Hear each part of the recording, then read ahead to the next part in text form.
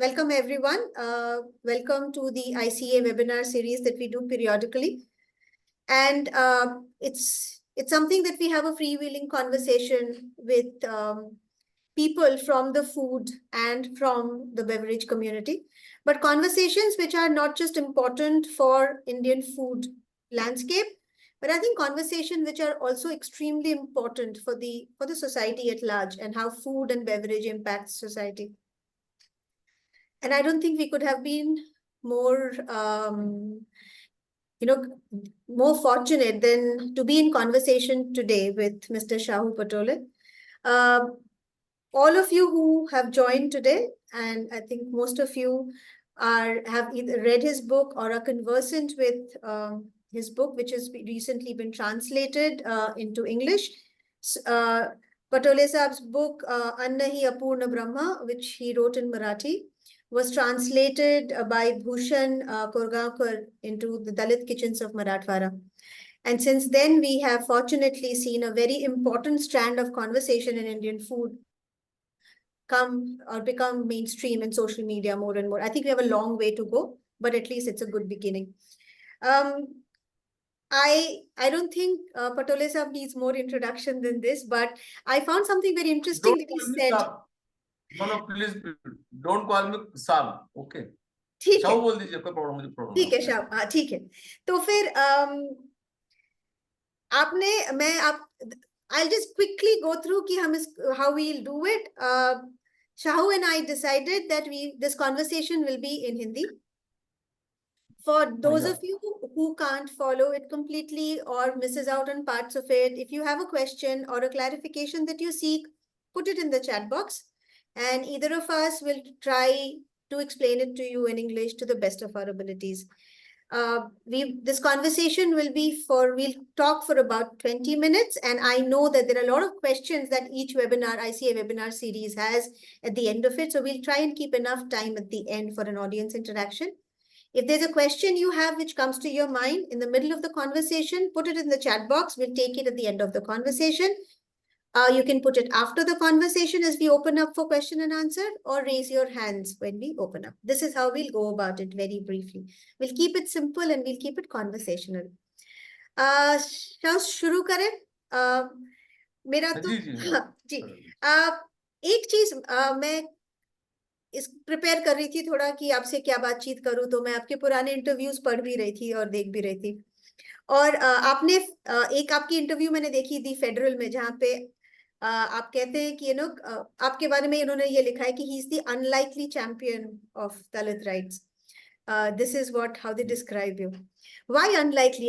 ऐसा अनलाइकली आपको क्यों लगता है कि आप अनलाइकली चैंपियन क्यों हैं? नहीं, ये लिखने का मेरा क्षेत्र नहीं था, पहली बात तो. I was a journalist 8-10 years on local newspapers, vernacular newspapers. It's okay, but मुझे इसमें कोई इंटरेस्ट नहीं था.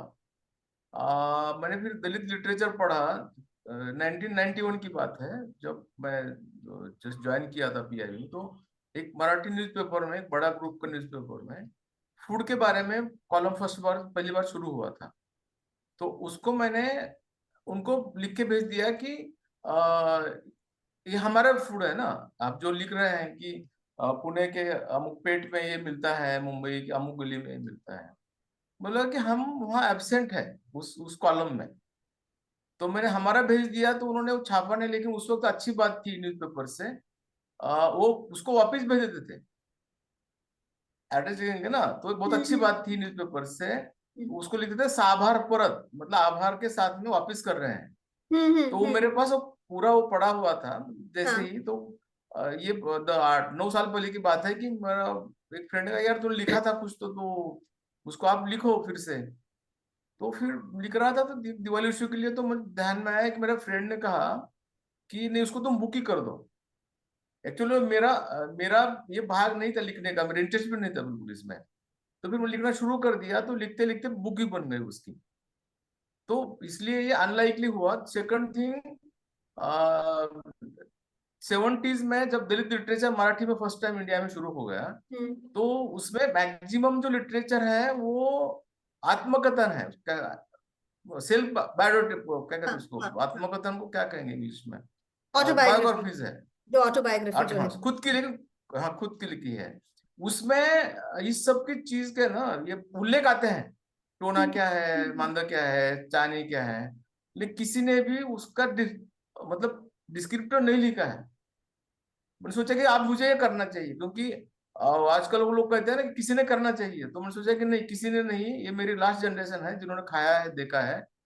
तो फिर मैंने बोला कि मैं खुद ही करूंगा, तो मैंने वो उसको पूरी फिर से मैंने पूरा लिटरेचर पढ़ा, जितना सब सबके में जो उसमें के संदर्भ निकले, कहाँ कहाँ क्या क्या उल्लेख आए हैं, और फिर मैंने उसको डिस्क्रिप्टिव कर दिया, क्योंकि मैं सब मैंने देखा हुआ था।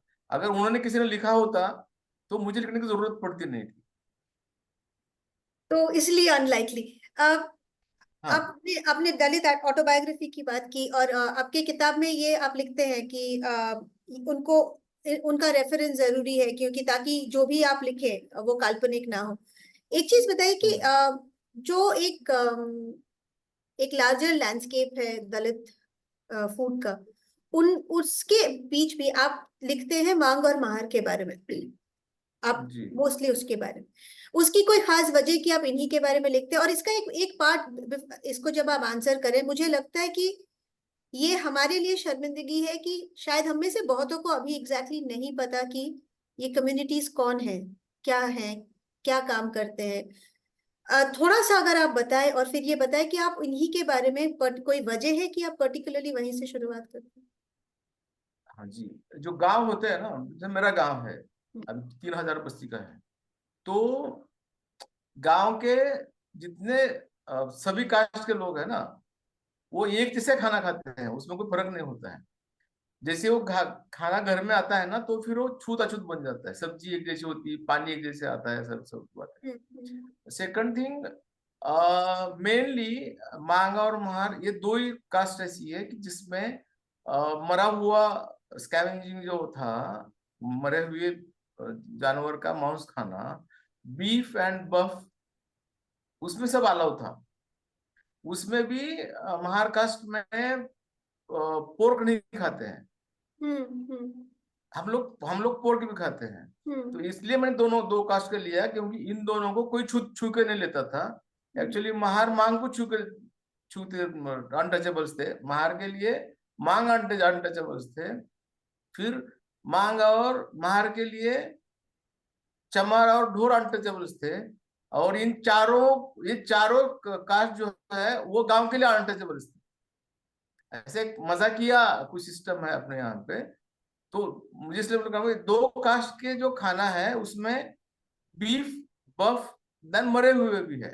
इसलिए मुझे हम्म। लगा कि ये हमारे लिए करना चाहिए मैक्रो लेवल पे। अगर मैं सबके लिए लिखता तो फिर बोल देते कि ये मेरी मराठी फूड संस्कृति है, वो नहीं हो सकता था। इसलिए मैंने अपने बारे में लिखा है फर्स्ट थिंग, हमारे तो दो कास्ट के बारे में लिखा है।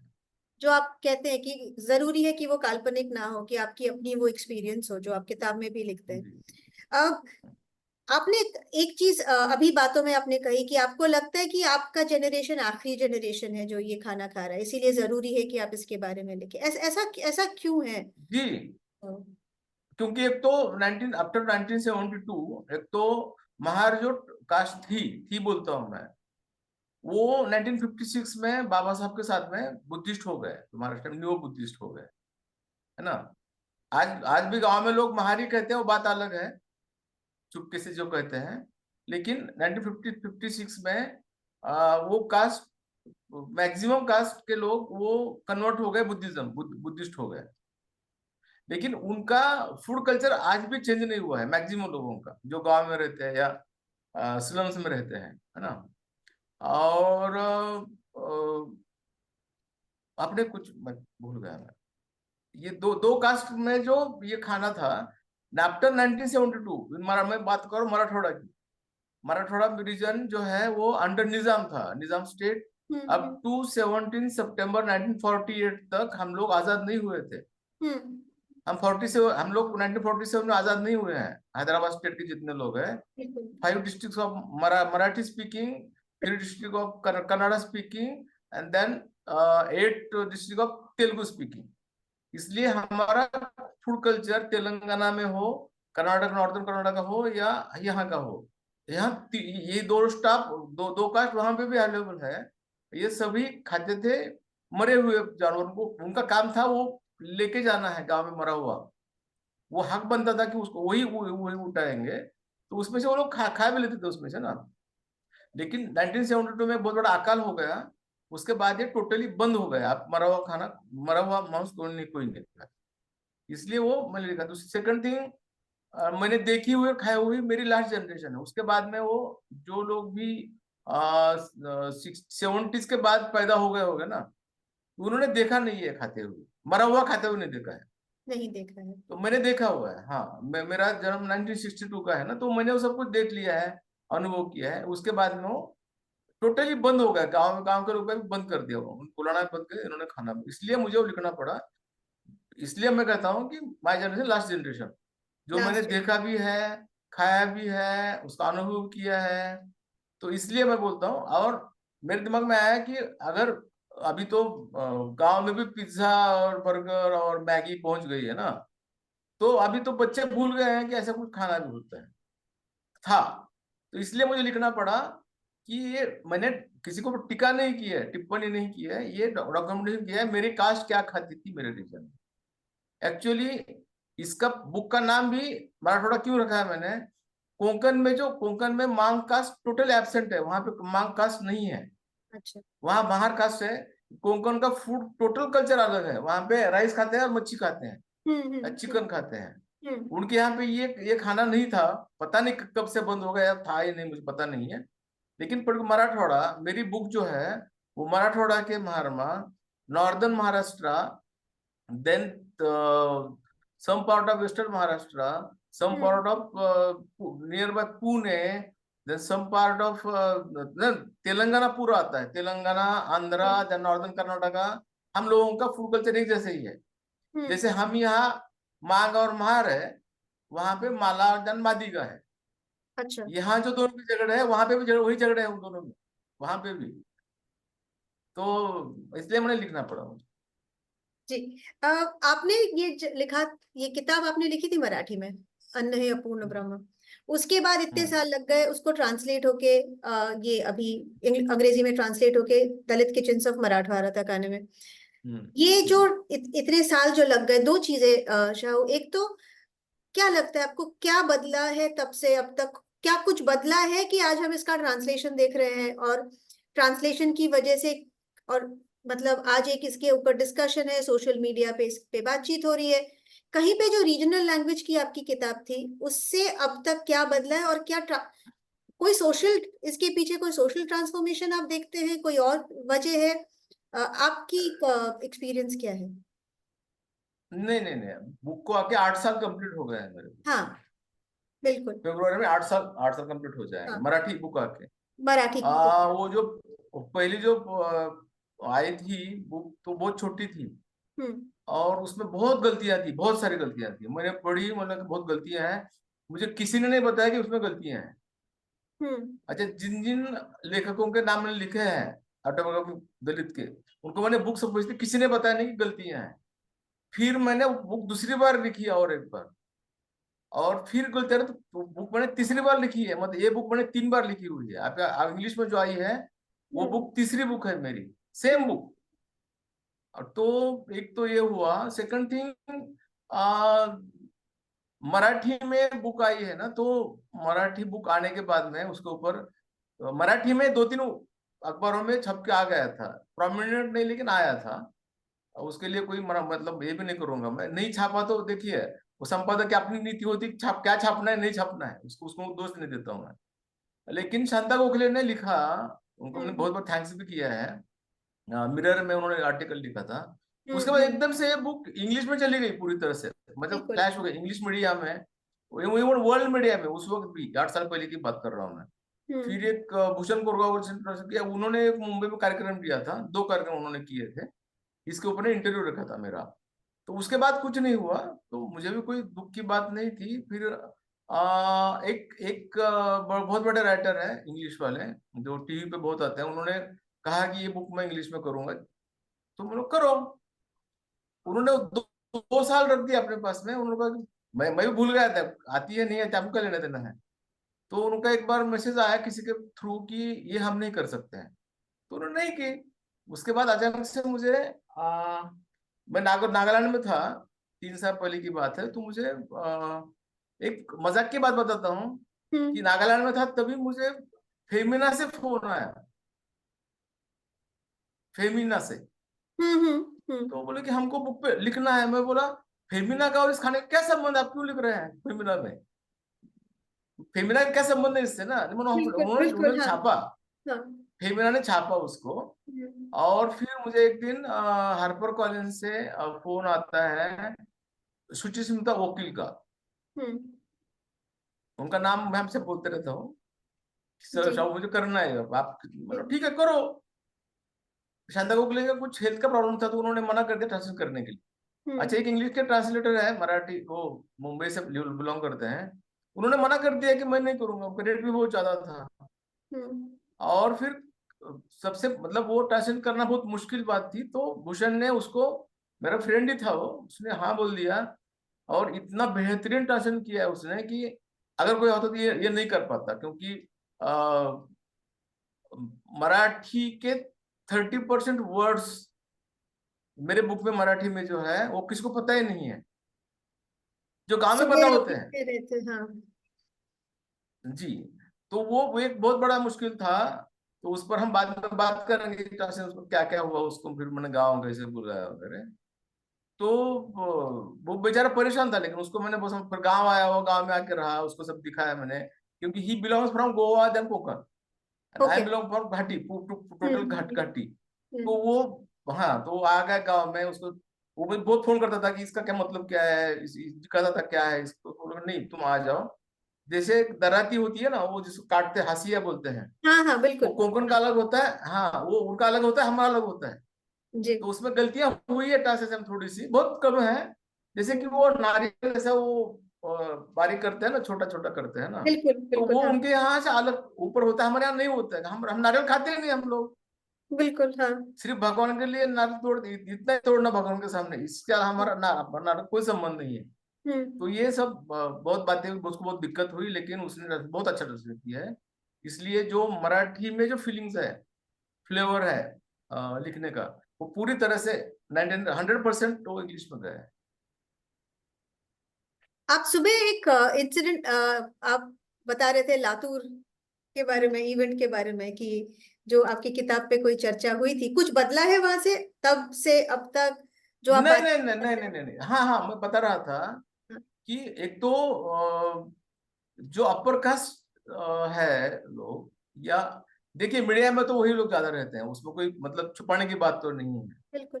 तो उसको, मैं बुक को उन्होंने एक तरह निगलेक्ट कर दिया, ठीक कोई बात नहीं, इंग्लिश में आके अभी जुलाई में आया ना, हम्म, सिर्फ एक महाराष्ट्र टाइम्स में छोड़ के किसी भी पेपर में उसके ऊपर इंग्लिश में नहीं आया है, इंग्लिश हम्म, के बारे में कोई दखल नहीं दिया है। कोई हम्म, बात नहीं, उनकी मर्जी है, वो उनका वो हम्म, ये होता है लोगों का। सेकंड थिंग, लोगों ने बुक जब से आई है ना मराठी में, तब से उसको एज अ, हमारे लोगों ने मैक्सिमम, हम दो कास्ट के लोगों ने उसको एज ए कॉमेडी लिया है कि ये तो जोक है यार, हम तो इस पर से मतलब ये सब इस पर से उनको, मैं मुझे बहुत फीलिंग, उसके बाद मैंने कहीं भी इंटरव्यू नहीं दिया। लातूर में जो हुआ था ना, हम्म, लिटरली मतलब हमारे मतलब 90% लोग हमारे ही थे, हमारे दो कास्ट की जो ऑडियंस था उनको वो मजे में ले रहे थे, और वो सभी पढ़े लिखे हुए थे। जबकि उन बताना चाहते थे कि ये बुक मजाक की नहीं है, उनको लग रहा था कि मजाक की बुक लिखी है, कुछ ऐसे मजाक अपने कास्ट का, कुछ कुछ लोगों का हम्म, ये इंटरप्रिटेशन था कि ये क्या जरूरत थी इसकी, जो खाते थे तब खाते थे। लेकिन आज भी लोग खाते हैं, इनको पता है, सबको आज भी लोग खाते हैं। इसलिए उनको मैं एक सवाल पूछता हूँ, जितनी मुस्लिम होटल्स है मराठवाड़ा में या तेलंगाना में या कर्नाटका में, वहां पे जो मेन्यू होता है वो लोकल लैंग्वेज में क्यों होता है, मराठी में होता है, तेलुगु में होता है, कन्नड़ा में होता है, किसके लिए होता है? अगर मुसलमान, एक तो मुसलमान है और हमारे खाने की कोई अलग अलग है, दोनों दो डिफरेंस है। बिल्कुल। लेकिन उनकी होटलों में हम्म, मेन्यू कार्ड या मेन्यू जो लिखा होता है वो लोकल लैंग्वेज क्यों लिखा होता है? जैसे यहाँ पे मराठी में लिखा होता है, तेलंगाना में तेलुगु में लिखा होता है, आंध्रा में किसके लिए लिखते हैं भाई ये? इसका जवाब दो ना। मतलब हमारे लोग, मतलब जो पढ़ लिख के बड़े हो गए उन्होंने खाना छोड़ दिया, बिल्कुल लेकिन वो याद बड़े करते हैं कि यार वो बचपन का पूरा भूल गए और ये, लेकिन वो खाया हुआ भूले नहीं है। तो ओ, ये जो है ये लोगों को, जो पढ़े लिखे हैं ना उनका प्रॉब्लम है, जो गांव में रहते हैं उनका प्रॉब्लम नहीं है, या शहर में आके स्लम्स रहते हैं उनका प्रॉब्लम नहीं है, हमारे कास्ट के लोगों का प्रॉब्लम है, वो पढ़े लिखे लोगों का है। हाँ। हाँ। हाँ, लेकिन आजकल आजकल कुछ ऑफिसर्स मुझे बोल देते हैं, जो बहुत बड़े ओहदे पर है बड़ा, हाँ। कि अच्छा किया कि मेरे हमारे जो बच्चे आएंगे, नेक्स्ट जनरेशन आएगी तो उनको पता चलेगा अपना हमारे फोर क्या खाते थे, अच्छा काम कर रखा है। इतना तो कोई कुछ लोग बोल रहे हैं, कब कब बोल रहे हैं, अंग्रेजी में आने के बाद, क्योंकि तो अब इसको ये, बहुत ज्यादा मिला है ना पूरा। बिल्कुल बिल्कुल अंग्रेजी में आने का ये फायदा है कि अभी वो मान रहे हैं कि उनके बच्चे पढ़ रहे हैं। मैं अभी 2 दिन बिल्कुल। पहले की एक बात है, 3 दिन हो गया है। एक लेडी है जो मेरी बहुत सीनियर ऑफिसर थी, उनका जैसे मुझे फोन आया, हम लोग 10 साल पहले मिले थे, कि मेरी बेटी को, वो भी I think belong from SC community, अच्छा। Another state. उन्होंने हम्म। कहा कि मेरी बेटी सोशियोलॉजी कर रही है और उनको कुछ भी हो के तुम्हारे बुक पर साइन चाहिए। मतलब क्यों? वो कह रही कि मेरे फोटो क्या है तो मुझे पता चला, जो कि वो लेडी खुद छुपा रही थी, वो उसके हस्बैंड वाइफ ना दोनों। तो मैं बोला मैं दिल्ली आ रहा हूँ, आपको साइन दे दूंगा, आप चिंता मत करो। वो बेटी से मेरी बात भी हो गई बाद में। देखिए, इसके बावजूद आपने अपने पहले इंटरव्यू में स्क्रोल में कहा कि आप खाने पे और लिखना नहीं चाहते। अ, अभी तो हाँ, नहीं नहीं सही बात है। नहीं नहीं, देखिए मैंने जो देखा था, जो अनुभव किया, अब मैं क्या लिखूंगा। क्या हुआ है कि मतलब सिर्फ महाराष्ट्र की बात नहीं है, महाराष्ट्र में से हम बात करते हैं, महाराष्ट्र की मतलब क्या फूड कल्चर मीन्स कांदा पोहे, पुरणपोळी, कट्टाची आमटी, अरे खत्म हुआ, ऐसे नहीं होता है ना। जैसे मुझे केरला की लड़कियां मिली थी टिस में, उन्होंने कहा हम्म, कि ये उपमा उपीट इडली हमारा नहीं है, बिल्कुल वहां के डाउन टू। वैसे यहाँ पे वो नहीं है, पोहे आपको पता ही नहीं था पोहा क्या होता है। बिल्कुल तो बिल्कुल महाराष्ट्र के फूड कल्चर कौन बना रहा है कि पुरणपोळी थोड़ी रोज बनती है, वो ऐसा नहीं है। बिल्कुल बिल्कुल बिल्कुल। मतलब ये तो बात। जो, हाँ, जो अपर कास्ट में, सभी अपर कास्ट की बात नहीं कर रहा हूँ मैं, जो कल्चरल लेवल पे खुद के हाथ में लेकर बैठा, वो सब बताते हैं ना, पुरणपोळी और कांदा पोहे और कुछ, ये नहीं है, हर जगह अलग अलग बात है ना। या हम ऐसे कैसे कर सकते हैं कि आप, इसलिए उनको मैं झगड़ता क्यों हूँ कि आप हमारे बारे में मत कहो, आप बोलो कि आप ये बिल्कुल मतलब सारस्वत हो या ब्राह्मण हो, बोलो कि आपका कल्चर फूड कल्चर है, हमारा फूड कल्चर नहीं है। बिल्कुल बिल्कुल। हमेशा मैं जोर देकर बोलता हूँ मैं, हाँ। ये क्वालिफाई करना बहुत जरूरी है मेरे ख्याल से। चाहे वो क्यों मतलब, थोप रहे हो ना। बिल्कुल बिल्कुल, ये कास्ट क्लास हो, सब रीजन हो, मुझे तो लगता है इवन जो हम शहरों में खाते हैं, गांव में खाते हैं, वो भी अलग है। वो एक क्लासिफाई करना कि हम किस बारे में बात कर रहे हैं या लिख रहे हैं, वो बहुत जरूरी है, कि वो थोपा ना मैं जाए कि हमेशा, यही सब खाते हैं। नहीं नहीं, मैं हमेशा आकर झगड़ता हूँ इस बात से कि आप हमारे रिप्रेजेंटेटिव नहीं हो। बिल्कुल बिल्कुल हमारे बारे में आप हमारा हमारा बोलने दीजिए, आप अपना बोलो। आपके घर में बिल्कुल मांसवाड़ी बनती है, आपके घर में कुछ और श्रीखंड बनता है, आपको श्रीखंड पता ही नहीं था। हमको वो छाछ जो होता है बटर मिल्क, वो उसको लाने के लिए वहां पे इतना सा मेरे मतलब दादियों को वगैरह, वो तो उसके लिए इतना बड़ा क्या कहते हैं उसको, घास देने फिर वो मिलता था। ये क्या बात करते, किसकी बात कर रहे हैं?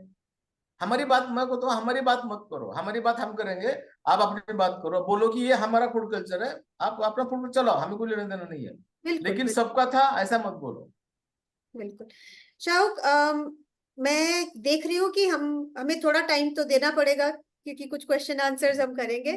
पर जो आपने बोला, मैं आपसे आखिरी में ये पूछना चाहती थी, पर उसका जवाब शायद कुछ हद तक आपने दे भी दिया, कि इस किताब के जरिए आप आगे क्या देखना चाहते हैं। जो आपने बोला शायद कुछ हद तक हो भी रहा है, कि एक तो बातचीत हो, दूसरा लोग लिखना शुरू करें। आप उन कम्युनिटीज से आगे जी आके लोग लिखना शुरू करें, बहुत जरूरी है। नहीं नहीं, आपके देखिए लिए क्या क्या अपने यहाँ पे क्या है कि, जी जी जी, तो मैं हमेशा आजकल तो मैं बोल भी रहा हूँ कि मतलब एक मेरा फ्रेंड, उसका डेथ हुआ, लेकिन हम लोगों का एक प्लान भी था कि ऐसे लोगों का एक लिस्ट निकाले महाराष्ट्र के, कि जो अपने अपनी कास्ट का फूड कल्चर लिखें, बिल्कुल जो अभी 50 प्लस या 60s में है, कि वो बहुत जरूरी है। और बच्चों के लिए मैं बोलता हूँ हमेशा, ये किसी को मजाक उड़ाने के लिए नहीं लिखना है। अभी आने वाली पीढ़ियां जो है ना, उनको, मेरे बच्चों को पता नहीं कि हम क्या खाते थे, वो छोड़ दीजिए सबका।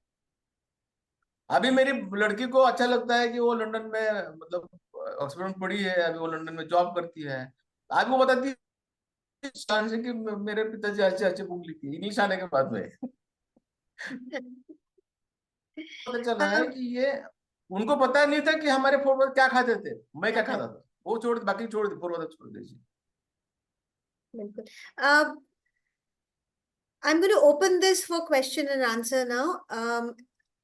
जैसे मैंने पहले कहा था, या तो आप चैट बॉक्स में अपना क्वेश्चन डाल सकते हैं, नहीं तो please you raise your hands and I'll take your name. Do switch on your camera and your microphone, and you can ask the question directly, whichever you prefer. एक English में है, तो आप क्या कीजिए, उसको मुझे बताइए, फिर आप इंग्लिश में बता दीजिए, वो बिल्कुल भी चलेगा। बिल्कुल बिल्कुल, वो मैं कर। Questions, anyone?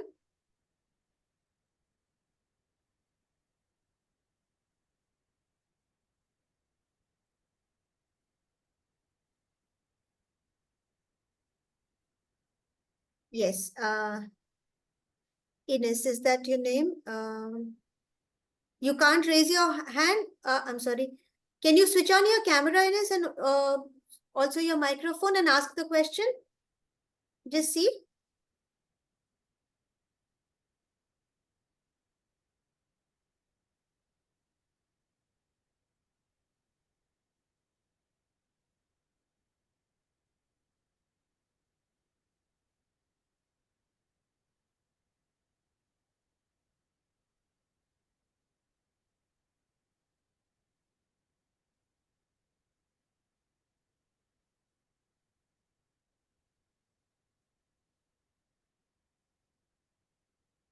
I can see two people who want to ask questions. One is Ines, one is Gunjan. If you can't switch on your cameras or ask, can you please put the question in the chat box? Is that possible?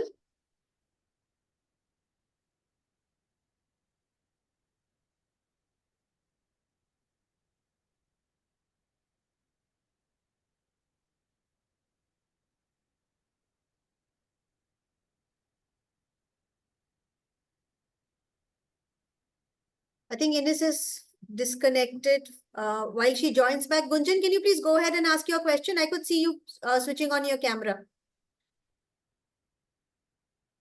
Your microphone, please. Yeah, hello everyone.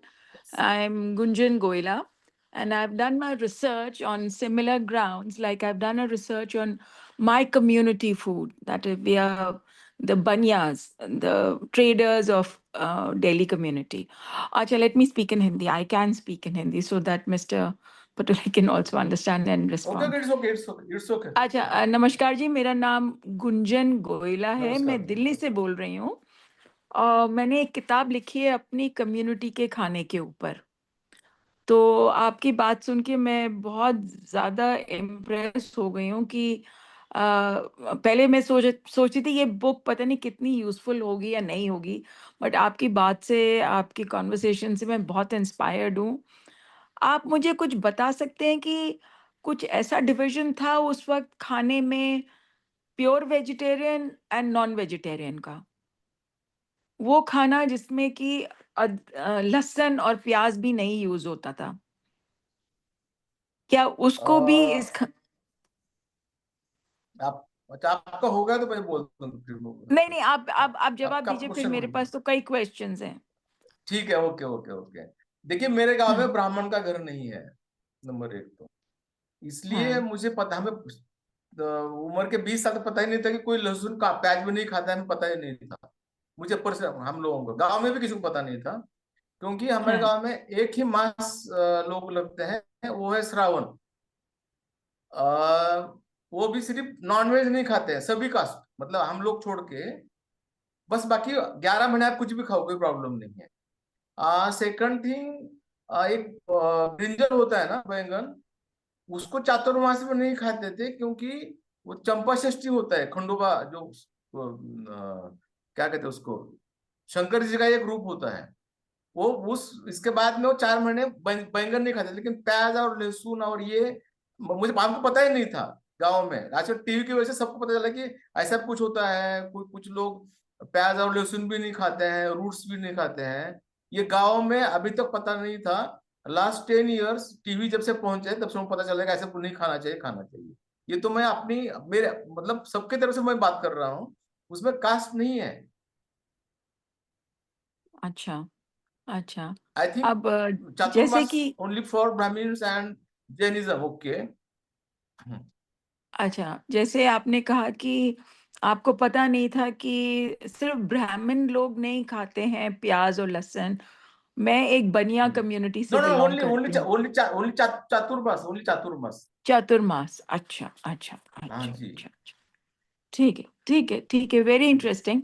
तो आप कुछ detail में बताएंगे वो लोग जो खाना खाते थे, वो लोग जो नॉन वेजिटेरियन खाते थे, और कौन कौन सा मांस खाते थे?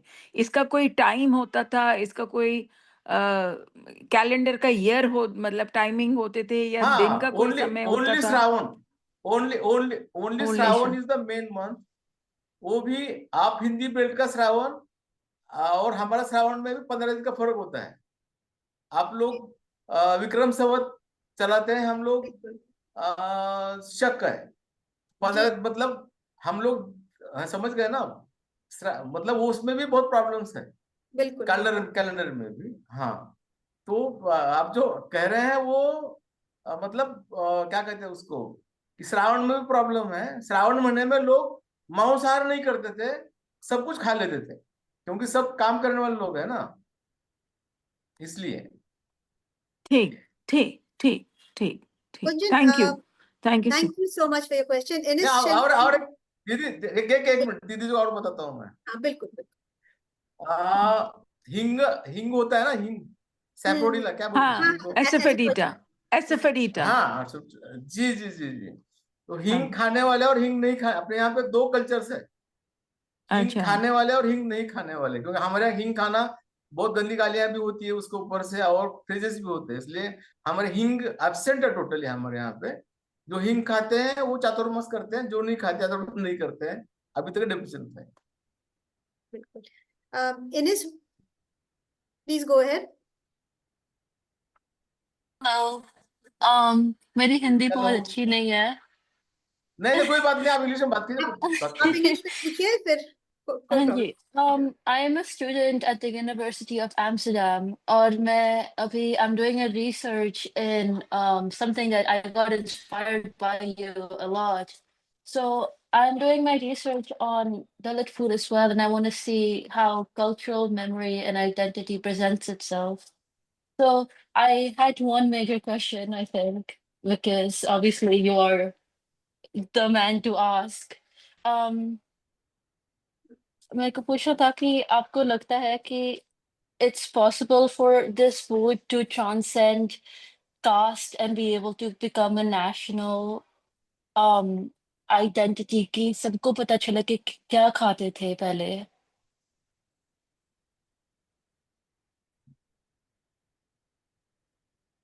हाँ, एक minute,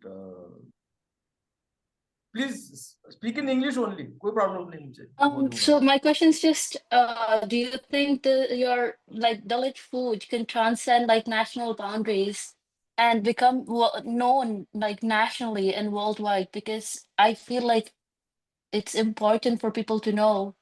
I feel like it shouldn't get lost, you know? No no no no, एक minute. Not only national boundaries, village boundaries के बाहर भी आजकल फूड नहीं गए हैं। Hmm. विलेज बाउंड्रीज जो है ना, वो भी तोड़ा नहीं है आजकल, क्योंकि आज भी फूड जो है गांव में वो वहीं की वहीं है। वो जो कास्ट का Hmm. बाउंड्री अभी भी वैसे की वैसा है। सिर्फ क्या कहते हैं उसको, उसको काल चेंज हो चुका है, दिमाग कुछ भी चेंज नहीं हुआ है। आज भी वहीं की वहीं है। Hmm. आज भी मेरे बगल में जो खाता है, मैं खाता हूँ, उसको पता नहीं कि मैं क्या खा रहा है, क्योंकि वो Hmm. Food, food culture is, food हो, लैंग्वेज हो, कपड़ा हो, वो अपने ऊपर से नीचे आता है। नीचे से ऊपर नहीं जाता है, समझ गए ना आप? Yes. फूड कल्चर भी जो है वो ऊपर से नीचे आता है। मतलब मेरे काम समझो 5 कास्ट है, एक 1 upper caste and then I am Dalit caste, okay it's okay. Yeah. तो वो ऊपर जो खा रहा है वो मुझे पता है, लेकिन मैं जो खा रहा हूँ मेरे बगल में ऊपर में पता नहीं किसी को भी। जैसे कि मैं खा रहा हूँ, वो चमार को पता नहीं कि मैं क्या खा रहा हूँ। मतलब अपने यहाँ पे जो कास्ट सिस्टम, जो वर्ड सिस्टम है, ऊपर से नीचे आता है, नीचे से ऊपर नहीं जाता है। पर्टिकुलर ऊपर से नीचे होता है फूड कल्चर, नीचे से ऊपर नहीं जाता है। क्योंकि इसलिए हम लोग फिर कॉपी करते हैं उनका कि वो जो खा रहे हैं तो हम खाएंगे, ऐसा बनेंगे वगैरह वगैरह से। इसलिए हम कहते हैं कि हम बीफ नहीं खाते हैं, बफ नहीं खाते हैं, या फिर कोई कहता है हम चिकन ही खाते हैं, कोई बकरा नहीं खाते हैं। मतलब ये डाउन ऊपर से नीचे है, नीचे से ऊपर नहीं है। या आज भी कोई कुछ भी फर्क नहीं पड़ा है लोग मेंटलिटी में और सोशल सिस्टम में, पर्टिकुलर गांव के। Okay. Does that answer your question? Thank you. I can see Mohini wants to ask a question. Mohini, would you like to just switch on your camera and your microphone and ask directly? Yes, am I audible? Yes, you are. जी, नमस्कार शाहू जी। मेरी research नमस्कार, जो नमस्कार। है मैं दलित खाद्य संस्कृति पे काम कर रही हूँ दिल्ली क्षेत्र में, और मैं फिलहाल क्या उपसाला बात है, यूनिवर्सिटी अच्छा। स्वीडन में हूँ। और आपकी पुस्तक मेरे लिए बहुत महत्वपूर्ण रही है। 2016 में पहली बार जब अन्न है या पूर्ण ब्रह्म आई थी, तो अपने दोस्तों की सहायता से उसकी ट्रांसलेशन मैंने यूज की थी, और अभी अंग्रेजी वर्जन आ चुका है, तो उसे समझ के और ज्यादा मुझे आसानी हुई समझने में। मेरा प्रश्न ये था कि थैंक यू, आपने थैंक यू। 9वें-10वें चैप्टर में जेंडर पे जो है वो थोड़ी लाइट डाली है कि किस तरह से जो खाना पकाने का काम, रोज की खाद्य पद्धति जो होती थी, उसमें जेंडर का क्या रोल होता था।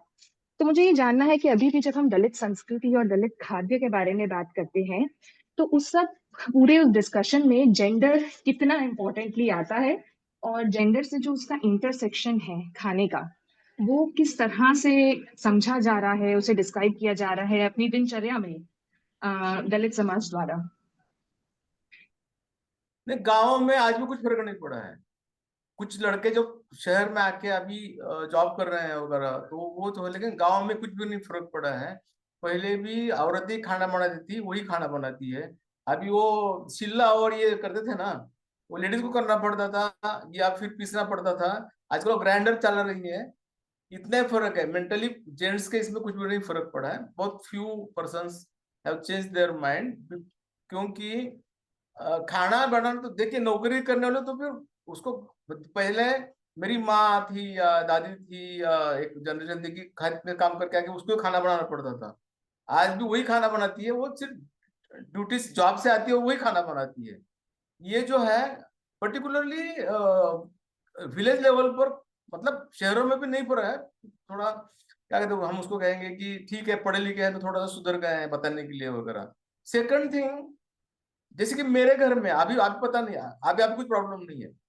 हमें नई शादी हुई तो मेरी बीवी को शर्म आती थी कि मेरा हस्बैंड किचन में काम कर रहा है। वो कुछ बोलती थी कि नहीं नहीं वो नहीं नहीं मैं ही करती हूँ, करता तो मैं ही था। फिर मेरे बच्चे बड़े, उनको लगा कि मेरे मेरे माँ से भी मेरे पिताजी अच्छा खाना बनाते, तो फिर मैं खाना बनाती हूँ। नहीं नहीं मेरे पिताजी खाना बनाते हैं। तो ये, लेकिन ये जैसे जेंट्स के दिमाग से नहीं गया है ना, उसे लेडीज के दिमाग से नहीं गया है कि खाना बनाता तो अपना कुछ हस्बैंड जो है कुछ गलत कर रहा है या मेरी गली में बदनामी हो जाएगी। ये जो है ना, इस पर जेंट्स का भी प्रबोधन होना चाहिए और लेडीज का भी होना चाहिए, ऐसा मेरा खुद का मानना है। तो आजकल ये मतलब अभी किसी ने बताया, डॉक्टर लोगों ने, कि आपका स्ट्रेस कम कर ले खाना बनाइए। मतलब आज जो जेंट्स मेरे कुछ फ्रेंड्स के घर में खाना बना रहे हैं ना किचन में जाके, उसका कारण है डॉक्टर ने बताया कि आप स्ट्रेस, ऑफिस का स्ट्रेस निकालने के लिए खाना बनाइए। वो वाइफ के लिए नहीं बना रहे हैं, खुद के लिए बना रहे हैं। देख लिया, ये मुझे पता है। कई मेरे शायद मेरे सुन रहे हो तो वो भी ये मुझे बोलेंगे यार तो हमारी इज्जत निकाल दिया। ऐसा नहीं है, मैं झूठ नहीं बोल रहा हूँ। डॉक्टर लोगों ने बोला है कि आप स्ट्रेस कम करने के लिए ऑफिस से आने के बाद खाना बनाओ, इसलिए आपका स्ट्रेस कम हो जाएगा। It's a fact. वो बीवी के लिए नहीं कर रहे हैं।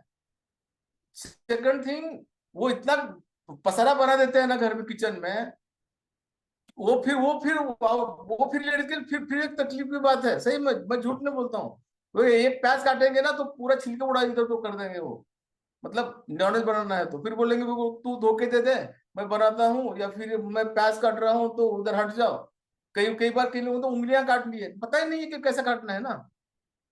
देखिए डिफरेंस क्या हुआ है, अभी क्या बोलते उसको, फूड मेकर्स आ गए हैं, क्या कहते हैं उसको, कुछ मशीन्स आ गई है, ओवन आ गया है, या मिक्सर्स है, ग्राइंडर्स है, ये सब आ गया है, लेकिन चलाती लेडीज ही है, जेंट्स नहीं चलाते। दिमाग में कुछ भी फर्क नहीं पड़ा। मैं मेरे गांव की, मेरे यहाँ की बात कर रहा हूँ। जी बहुत बहुत धन्यवाद। और मेरा बस एक आखिरी सवाल था कि जी आपने जी एक बहुत अच्छी लाइन अपनी किताब में कही है, जो ये है कि जो हम रूट टू टिप ईटिंग या नोज टू टिप ईटिंग कहते हैं, जो आजकल बहुत ऐसे ट्रेंडी वर्ड हुआ है, दलित समाज में वो शुरू से किया जा रहा है कि हर रिसोर्स को, हर संसाधन का उपयोग किया जाता है। तो मेरा ये प्रश्न है कि जिस तरह से दलित चेतना को हमेशा कुचला दबाया गया है और उनके खाने का मजाक उड़ाया गया है, क्या अभी जो नवी पीढ़ी, जो युवा पीढ़ी है, उनके अंदर उस प्रकार की चेतना बन पाई है कि वो अपने खाने में एक गर्व महसूस कर सकें और उस तरह से जो पूरा नोज टू टिप नैरेटिव और वो सब है, उसे आगे लेकर जा सकें? नहीं नहीं नहीं, देखिए क्या है, जैसे आज भी गांव में या शहर में भी अपनी भाषा के बारे में एक अपमान लगता है कि मैं, मेरी भाषा अच्छा नहीं है, मैं बात नहीं कर सकता हूँ। या सेकंड थिंग, इतना संस्कार, बुरा संस्कार किया हुआ है कि हम जो खाते हैं उसकी शर्म आती है। शर्म उनको आनी चाहिए कि जिन्होंने खाना लादा हुआ है जिस संस्कृति में। मैं क्यों शर्माऊं ना, शर्म तो उनके आनी चाहिए कि जिन लोगों ने इस खाना पड़ा, मजबूरन खाना पड़ा है। मैं कहता हूँ जो आप जानते ही हैं कि 4 टाइप है ना, कि सात्विक, राजस और तामसिक वगैरह वगैरह, ये 4 मेन फूड है ना। क्या फिर ऊपर से कहते हैं कि आप जैसा अन्न खाओगे वैसे आपकी उर्ती बनेगी, स्वभाव बनेगा। अरे चॉइस ही दिया नहीं तो उर्ती क्या बनेगी? कहाँ चॉइस दी है हमें? घी घी खाने पर अगर 1920s में दलितों को मतलब मारा जाता है, घी क्यों खाया करके, तो ये कैसे आप बोल सकते हैं कि जैसे खाता है वैसे बनता है? पहले खाने का चॉइस तो दीजिए ना। सेकंड थिंग, थोड़ा मैं हट के जाता हूँ, आप जो मतलब आपने अच्छा क्वेश्चन पूछा, मुझे बहुत अच्छा लगा। अभी सवर्णों के बच्चे भी पिज्जा और बर्गर सब खा रहे हैं, वृत्ति कैसे बनेगी? वो तो इंडियन फूड नहीं है ना। पास्ता खा रहे हैं, पिज्जा खा रहे हैं, बर्गर खा रहे हैं। और मैं जो बताता हूँ ना कि वो ब्लड के मतलब रक्ती जो मेरे उसमें लिखा है मैंने, वो ब्लड जो खाते हैं ना, वो उसको बना के प्रोफेसर, वो मेरे एक मीटिंग में मतलब मेरे प्रोग्राम में एक लड़का आया था, वो फैमिली बैठी थी। अच्छा अच्छा, आप किसकी बात कर रहे हैं? अच्छा ब्लड केक ना, हमने लंदन में खाया है, इंडिया में नहीं खाया है ना, लंदन में खाया है ब्लड केक ना, यहाँ तो नहीं खाया है ना। मतलब ब्लड के हम खाने वाले बुरे लोग, और आपने वहां खाया तो आप अच्छे लोग हैं, ऐसे ऐसे कैसे होगा ना? अब उड़ती कैसे बनेगी आपकी? पाव जो है ना, ब्रेड, पुर्तगाल यहाँ पे लेके आए थे। अगर पाव खिलाने से आदमी क्रिश्चियन बनते थे, तो फिर आज तो पूरा इंडिया क्रिश्चियन बन चुका है पाव खाने से। सभी लोग पाव भाजी मिसल पाव खा रहे हैं ना। मतलब मैं क्या बोल रहा हूँ कि चॉइस नहीं दिया है, संधि नहीं दिया, और हम लोग, हमारे लोगों को इतना शर्म आती है अपने खाने की। शर्म क्यों आनी चाहिए? शर्म उनको सवाल पूछना चाहिए कि हम हमको क्यों खाना पड़ा। लोग सवाल ही नहीं पूछते हैं, शर्माते हैं, नहीं हम वो ऐसा नहीं खाते हैं। मैं सुबह ही बोल रहा था दीदी को, लंदन में नागालैंड में 3 साल था मैं, 3 इयर्स। वहां भी एक ऐसा एक यंग जनरेशन में आया है, वो है ना, हम डॉग मीट नहीं खाता है। जैसे हमारे यहाँ बोलते हैं ना, नहीं नहीं हम वो बड़े का नहीं खाते हैं, वैसे वहां पे भी है। मतलब सेम मेंटेलिटी बनी है यहाँ, वहां क्या इंडिया ही है पूरा ना, हम डॉग मीट नहीं खाता है। और यहाँ बोलते हैं कि हम वो बड़ा वाला नहीं खाते हैं। मतलब खाओ या नहीं खाओ कोई फर्क नहीं पड़ता। देखिए अगर मैं रोज जनुआ डाल के घी से भी नहा लू ना, गोमूत्र से, तो भी मेरी कास्ट वही रहने वाली है। मैं खाऊं या नहीं खाऊं, मेरी कास्ट नहीं जाने वाली है। लोग वही मेरी कास्ट में करेंगे कि ये मांग का लड़का है तो मांग का ही रहेगा ये। मतलब मैं कितना भी शुद्ध सात्विक खाऊं, या रोज मैं घर में अपना टब बाद में घी रख दूं और उसमें रोज नहा के मैं साफ कर लूं, कोई फर्क नहीं पड़ना। लोगों की मेंटेलिटी बदलती है। Mohini, does that बहुत answer बहुत your question? धन्यवाद। जी जी, ऑफ कोर्स इट डज। बहुत Thank बहुत धन्यवाद शाहू जी। Thank you. चलो, thank you. शाहू, सूरज गोगोई ने एक चैट में क्वेश्चन डाला है। सूरज, would you like to ask it yourself? Introduce yourself and ask it yourself. I can translate it for you. Yes, am I audible? Yes, you are.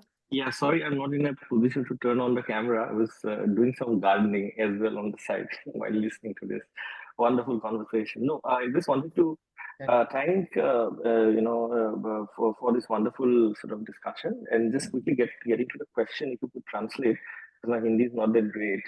No, First of all, thank it's you, okay. Shahji, for the wonderful talk, and I'm a admirer of your book, and thanks for the translation. Now I can access it more well, perhaps, than the other sort of writings that I had come across before.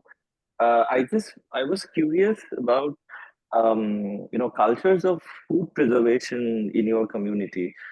For instance, there are different ways in which we preserve food, and particularly in rural societies when food sometimes might come in bulk and you can't eat it at once, and you keep it for the future.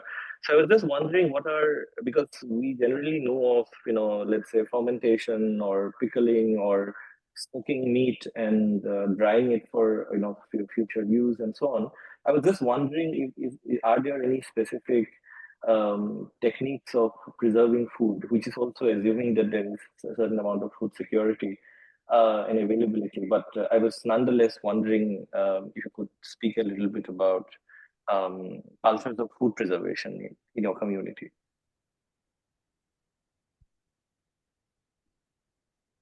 Tanushree जी बोलिए। Hello. हाँ जी। हाँ, तो उनके बता दीजिए कि lot of food तो कभी था ही नहीं हमारे इसमें, इसलिए वो प्रिजर्व कोई प्रॉब्लम ही नहीं। मतलब हमें कभी लॉट ऑफ ग्रेन्स मिलने नहीं दिया है ट्रेडिशनली। वो हाथ पर क्या कहते हैं उसको, रोज की मजदूरी करो या फिर उनके पास किसी के ऊपर डिपेंडिंग जो है वही इकोनॉमी थी, काम करो तो उसके बदले में आपको अनाज मिलेगा। एक तो दूसरा पिकल वगैरह तो वो मतलब बहुत 2-4 महीने के लिए था। और प्रिजर्वेशन जो है वो ड्राई मीट जो है ज्यादातर था। मीट अचार वगैरह तो बस की बात नहीं थी।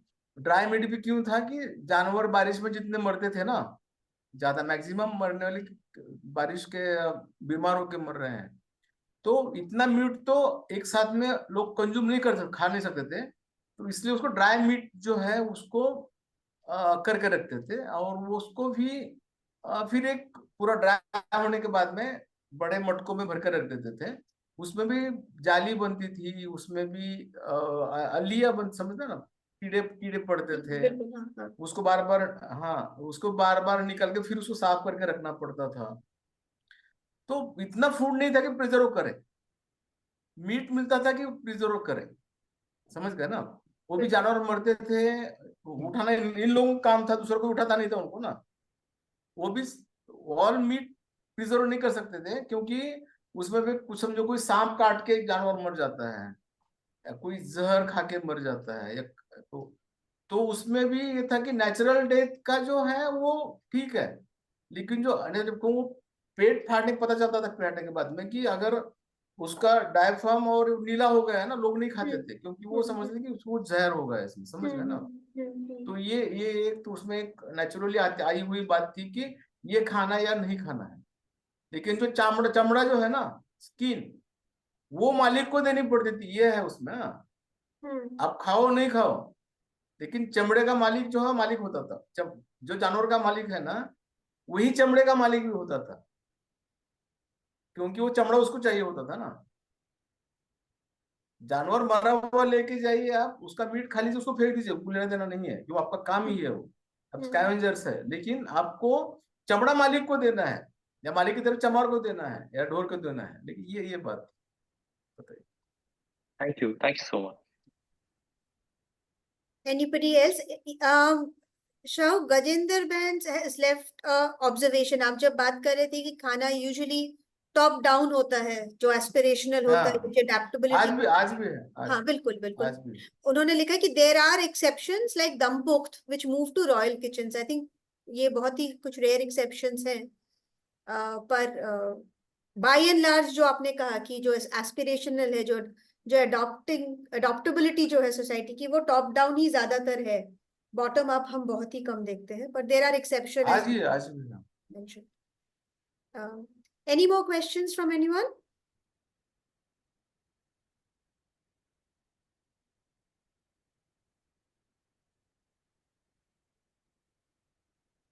if not, I'm going to slowly start summing up the discussion. We had planned for a half-an-hour chat, and we did not even realize that we are way over time. हमने काफी देर तक बात कर ली. हमने आपको बोला था कि हम आपका आधा घंटा लेंगे समय, पर नहीं, ये कोई बात नहीं। 1 घंटा होने को चला है और हमें पता ही नहीं चला.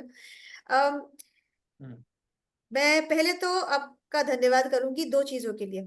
एक तो किताब के लिए, क्योंकि मेरे ख्याल से पिछले साल से जब इसकी ट्रांसलेशन आई है, एक चीज जो मैं खुद ये देख रही हूँ कि खाने का जो कॉन्वर्सेशन है हमारे यहाँ पे, खाने के बारे में जो बातचीत है, खाने के बारे में बातचीत सोशल मीडिया पे बहुत होती है, बहुत होती रही है. कहते हैं कि सेकेंड लार्जेस्ट सेगमेंट है सोशल मीडिया पे फूड, लेकिन उसकी कोई नुआंसिंग नहीं होती. हम उसको जो आप कह रहे थे कि जो खाने का जो हमारे पास खाने का जो चित्र है, जो मानचित्र है, वो वही है जो मीडिया या फिर सोशल कॉन्वर्सेशन को डोमिनेट करते हैं, जो बहुत ही अपर कास्ट अपर क्लास एक कॉन्वर्सेशन है. जो एक चीज मैं देख रही हूँ कि आपको मैं एक करता हूँ. बिल्कुल. सबसे अच्छा खाना बनाने वाली वो औरत होती थी कि जो कम से कम मिनिमम इंग्रेडिएंट्स में खाना बनाए, वो भी अच्छा. वो सबसे अच्छी गृहिणी है. बिल्कुल. बहुत से ढेर सारे आपके घर में मसाले पड़े और आप खाना बना रहे हो, उसका कोई मतलब नहीं है. मुझे भूख के टाइम पे जो टाइम पे मिल रहा है और जो सबसे कम से कम, इसलिए मेरी बुक में बार बार आपने देखा होगा कि है तो नहीं है तो कोई फर्क नहीं पड़ता, हल्दी है तो बिल्कुल बिल्कुल बिल्कुल. वो औरत सबसे अच्छी रहती थी. मतलब जिसको माना जाता था कि घर में 10 लोग हैं, उसका खाना वो कम से कम इसमें बनाए तो वो सबसे अच्छी है. घर में ढेर सारे पड़े तो उसको मीनिंग नहीं, उसको मैं मीनिंग नहीं मानता हूँ. आप कर लीजिए समाप्त. बिल्कुल. तो एक तो जो मैं देख रही हूँ कि सोशल मीडिया पे जो बातचीत नहीं होती थी इस नुआंस के साथ, वो आपके इंटरव्यूज के साथ, आपकी बातचीत के साथ, इस किताब के बारे में जो हम रील्स देख रहे हैं, जो इंटरव्यूज हम मीडिया में पढ़ रहे हैं, वो नुआंसिंग थोड़ा बहुत भी अगर हो तो वो शुरुआत तो है कि हम उस बारे में बात करें. बहुत ही आई थिंक बहुत बहुत दूर जाना है, बहुत अभी तो बहुत लंबा जाना है, पर थोड़ी सी छोटी सी शुरुआत है. हमें यही लगा कि ये एक बहुत बड़ी चीज है कि खाने के बारे में हम ऐसे बात ना करें कि खाना एक ही चीज है और उसका बस एक ही चित्र या चरित्र है, वो नहीं है. जो हम सुबह शाहू जी से बात कर रहे थे तो हम ये कह रहे थे कि एक्सेस ना होना, lack of access is also part of the food culture. वो एक चीज हमारे लिए याद रखना बहुत जरूरी है. धन्यवाद शाहू. आपसे बातचीत होती रहेगी. हम उम्मीद कर रहे हैं कि हम आपको आईसीए वीकेंड पे 22-23 तारीख को फरवरी में हम दिल्ली में आपसे मिलेंगे. हाँ, तो शायद मैं कोशिश कर रहा हूँ आने की. एक्चुअली वहाँ पे प्रोग्राम है. हाँ, बिल्कुल. तो और thank you everyone for joining in. Thanks for contributing to this conversation, and I think it's a very important conversation which we should keep having. And I think one way for people like us, and I'm acutely aware of the privilege that I come from, is to keep reading and to keep talking like Shahu. And I think part of the talking which is important here is to keep listening and understanding. Thank you so much. And all of you, for people who are in Delhi or in India and who can be in Delhi, I hope to see you at the ICA weekend on the 22nd and 23rd of February this year at the India International Center in Delhi. We'll have more such conversations through that platform, and I think through the ICA webinars. The idea is that we bring nuances into Indian food writing, which are extremely important and which reflects what the country's food landscape actually is. Thank you so much, everyone, and we'll see you soon again. Thank you. Thank you, Sharon. Namaste.